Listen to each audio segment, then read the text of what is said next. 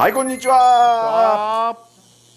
はい、アロハシャツ研究室、はい、よろしくお願いします。お願いします。三歳中野教授です。お願いします。さあ、今日はもう僕ね、予習をしてたんで今日はちゃんと着てきたんですよ。予習してたんで。そうですよね。珍しいです。僕にしては。今回のそのお題ですけれども、はい。デューク花木という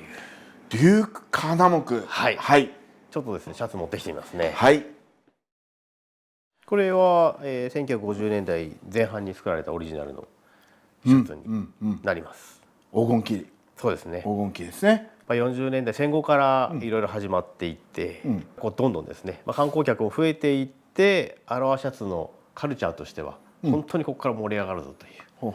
タイミングですね。その時に、もうすでにこのデューク花木というブランドが出来上がり、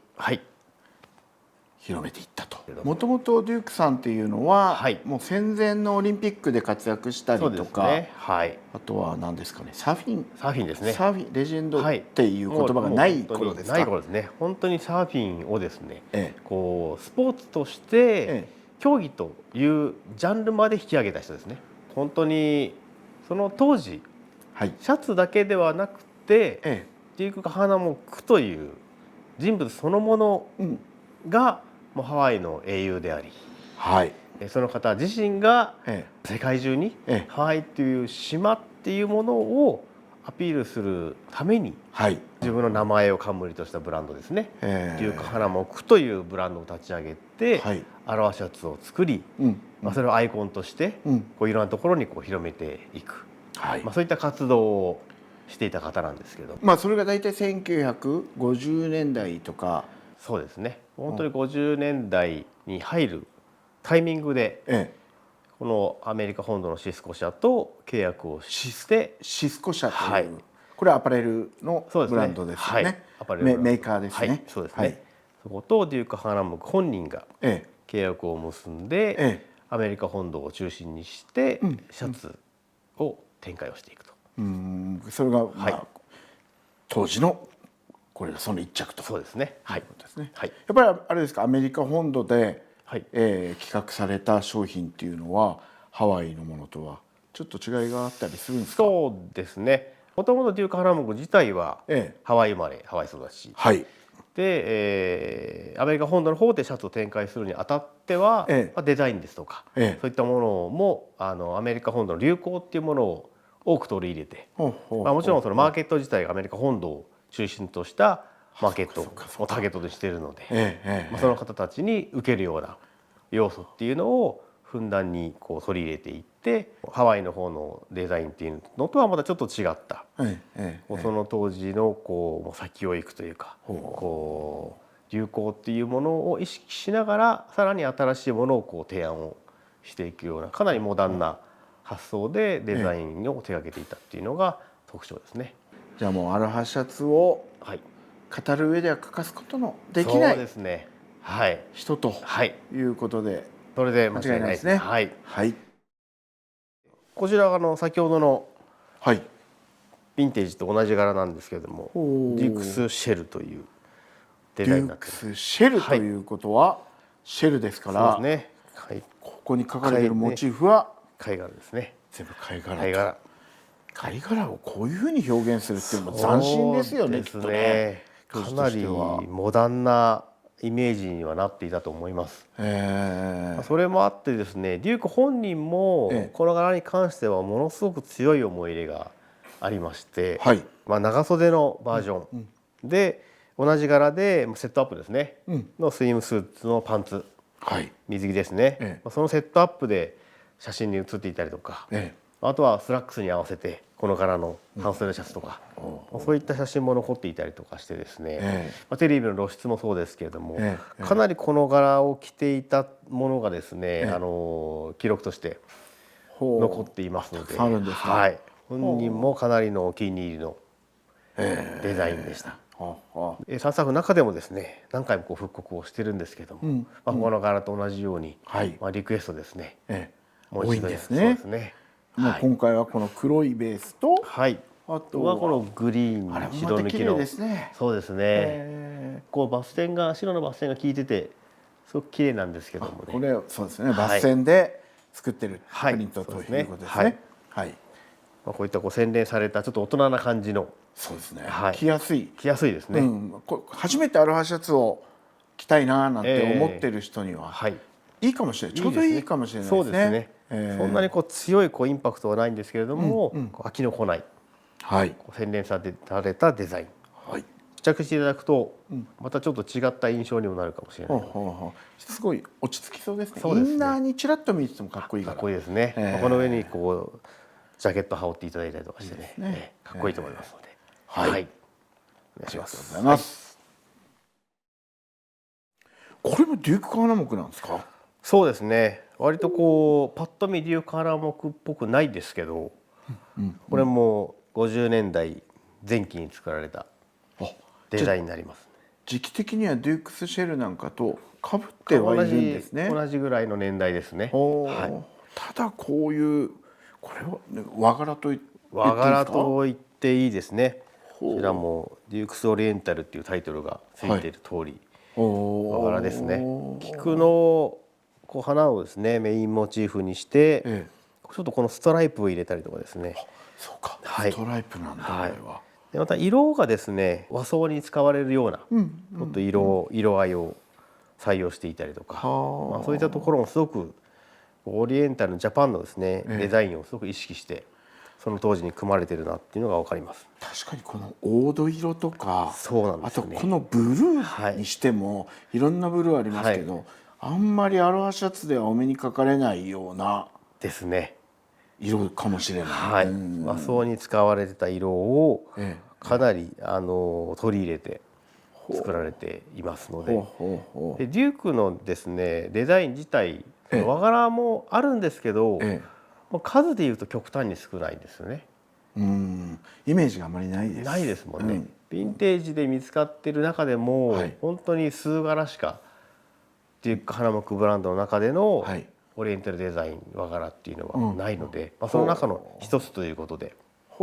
希少ですね。これは初めてですか？これも初めての復刻になりまして、以前にですねヴィンテージアロハシャツの本の中で紹介をしていまして、でそれもあってですね、すごくリクエストいただいて隠し持ってたヴィンテージがあったわけですね。で配色もいくつか見つかっていたので、じゃあちょっとリクエストでたくさんもらったので、じゃあ今回ぜひやってみようと、やってみようと思いまして、これ白をベースにしているんですけども、他の配色、白を使ってないこのグラウンドに白を使ってない配色とかに見ると分かりやすいんですけども、これも抜線で。複雑な抜線ですね。でも確かにくっきりと色の差が出てますからね。和柄っていうのはオーバープリントが多いんですけれども、この抜線で表現されたオリエンタルなデザインっていうのもすごくその当時ではより洗練されたイメージで、そういうアメリカ本土の人たちには映ったのかなと思いますので、ちょっと他のデザインとはまた異色な感じですけど、そうですね。ぜひこれも楽しみにしていただけたらと思います。ありがとうございます。続きましてこちら。また全然本当に幅の振り方が大きい感じで違うものを持ってきましたね。振り幅でいくとデュークカナモクのこのブランドの振り幅ってものすごく大きいと思います。そうですよね。だってこれ全くなんていうんですかね、プリントのオープンシャツオープンカラーシャツ、アロハシャツとはちょっと違うジャンルかなっていうぐらいの柄ですもんね。そうですよね。でアメリカ本土で50年代にすごく流行していたアトミックパターンですね。アトミックパターンの影響をすごく受けて、自分が今着てるこのパイナップル、こういったちょっとハワイらしい感じのデザインとはまたかなり対極の部分にあるとは思うんですけども、このフロントの部分にボーダーが入ってますね。でこの横の部分、身ごろのセンターではなくて脇の部分ですね。この横の部分にはまた総柄っぽい柄が来て、でこの背中、こちらはこの全部総柄で、使われていましてですね、ハワイのブランドのその当時のシャツの柄取りとはちょっと違う、アメリカ本土らしい。またこういったデザイン自体はですね、この1950年代の特に西海岸、あの辺りのリゾート地ではですね爆発的に流行っていたので、その中でもデュークカハナモクブランドがやっていたこの幾何学模様のこういったデザインっていうのはひときわ人気があってですね、すごくこうその時代にもいろんな配色が展開をされていましたので、それも今回初の復刻ということで展開をしています。これも着やすいというか、そうですね、レイヨンのアロハシャツを初めて着たいんだっていう人は、ね、さっきのデュークスシェルとか、この辺のアトミック柄っていうのは一歩を踏み出しやすいかもしれないですね。着やすいと思いますね。色数自体もこちらも抜線なんですけれども、3色の抜線で構成をされているので、そこまで色数も多くないですし、どちらかというとグランドの地の面積の方が広い。モチーフ自体ね、これドットで組まれている柄ですので、そこまでこう色の入っている部分も広くはないので、いろいろなボトムスを持ってきても合わせやすいかなという。そうですね。普通にジーンズなんかでもいいですね。全然着こなせそうな感じですね。そうですね。ここにもちのパンだったり、もうそのミリタリー系のパンツ持ってきても、もう全然おかしくないですし、いろんな方に楽しんでいただけるデザインかなと思います。こちらこれいいデザインですけど。ありがとうございます。これもレイヨンで一度復刻はしてるデザインなんですけども。これはレイヨンではこれはコットンですね。100%。はい。もっとコットンアロハってゴワゴワしたイメージがあるんですけど。ちょっとごつい感じの迫力のあるようなものをサンサークとしては使うことが多いんですけども、こちらに関してはデュークカハナモクのラインっていうのもあるので、ちょっと着やすさ、あと着た感じの軽さ、割とこうレイヨンに近いそういったところを意識して生地を選んでみましたので、1950年代のデザイン、オリジナルデザインですね。その柄を今回はコットンの素材に落とし込んで、であえてですね、レイヨンの中ではその当時見つかっていない配色、作られていない配色をあえてコットンの方では新しく組んでですね、でオリジナリティを入れて生産をしています。これなんて言ったらいいですかね、ブルーとグリーンの間みたいな、そうですね、群青色的なね、すごく綺麗な色ですね。地のこの白もですね、オフホワイトもちょっと真っ白ではなくてちょっと生成りに近いようなというふうに染めてるんですか。そうです、染めてます。でこのちょっとブルーとグリーンの間ぐらいの色のパームツリーとこのドットですね、これで構成をしています。1950年代アメリカ 50s カルチャーっていうとドットのものって多いじゃないですか。ポルカドットとかもね多い中で、やっぱりそういうのが影響されてるんですかね。おそらくその影響は絶対に受けてると思いますね。デザイナーさん自体もアメリカ本土のデザイナーさんを起用して作っていたっていうのもありますので、その当時のアメリカンカルチャーの流行っていうのをですね取り入れてはいますので、そのドットの流れっていうのは確実にここにも入ってると思います。それをこうハワイと融合させたわけですね。パームツリーとその当時のドットのデザインの流行っていうのが重なって構成はされていると思います。であとはレイヨンのタイプのシャツもすごくこう人気で、たくさんの、方に愛用していただいてるんですけども、そのコットン自体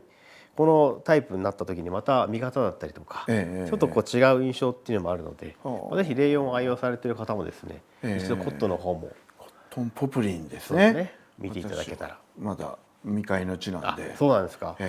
夏場はいいですよ。柔らかいですし、もう軽さもすごく着た時の軽さもありますので。レイヨンって言われたら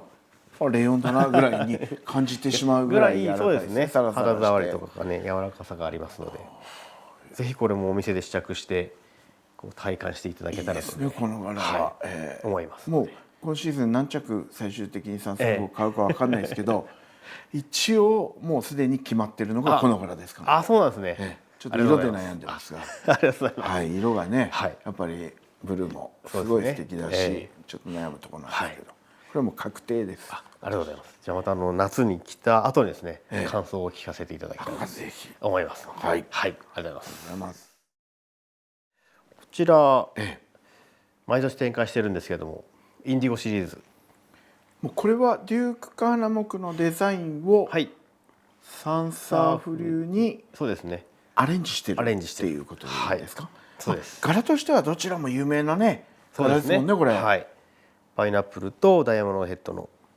これ有名な柄。パイナップルは本来今中野さんが着てらっしゃるこれがもともとのヴィンテージの再現、はいそうですね。まんま再現という感じでそれをアレンジした。アレンジして。パイナップルの場合この白抜きの一色、単色のそのバス停になりますので、それをちょっとですねアレンジをして、ちょっと色数を増やしまして、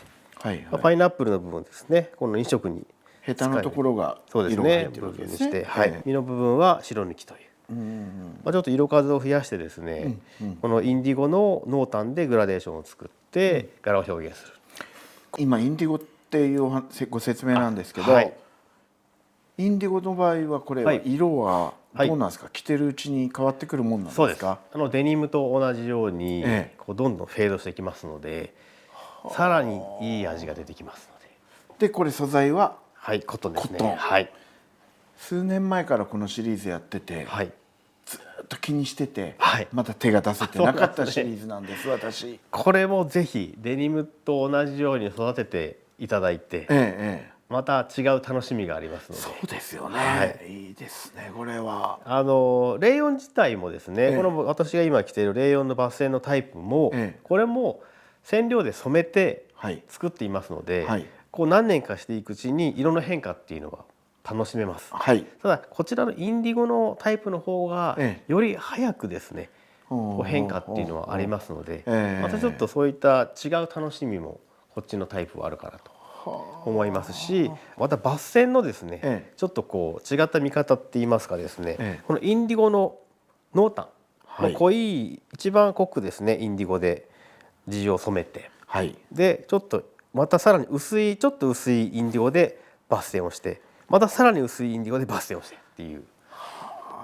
そうか。奥のダイヤモンドヘッドなんかのを見るとこう何段階にもね濃淡が使われてて、もう色の濃さだけで全部バステンで全体の柄を表現するっていう。かっこいいですね。そうですね。そうこの辺はね、レイヨンのタイプとはまた違ったこうかっこよさがありますので、ぜひこちらの方もですね、コットンということでなかなかこうレイヨンはちょっと扱いがとかですね、なかなかこう苦手意識を持たれて心配される方も中にはいますからね。そういった方はちょっとコットンのタイプにちょっと挑戦をしていただけたらなと。で何よりやっぱりねそのねジーンズとか革とかと同じように使い込むほどそうですね色が愛着がね湧いてくるというのが魅力ですねこれのね。ぜひこの変化を楽しめるこちらのインディゴのタイプ挑戦してみてください。これはいいですね。毎年こういった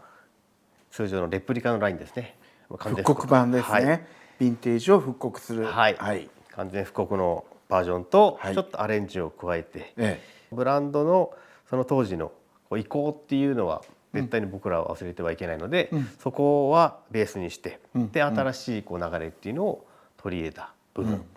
そういったオリジナルのラインと、この2つを展開しているのがカハナモクラインなんですけども、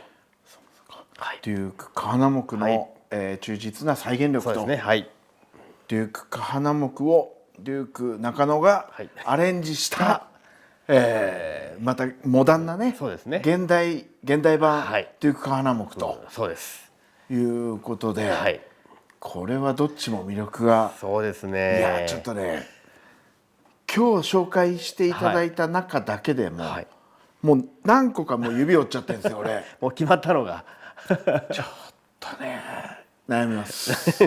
や悩んでる場合じゃないかもしれない。急ぎます。そうですね。そして頑張って買えるように働きます。ありがとうございます。はい、ありがとうございました。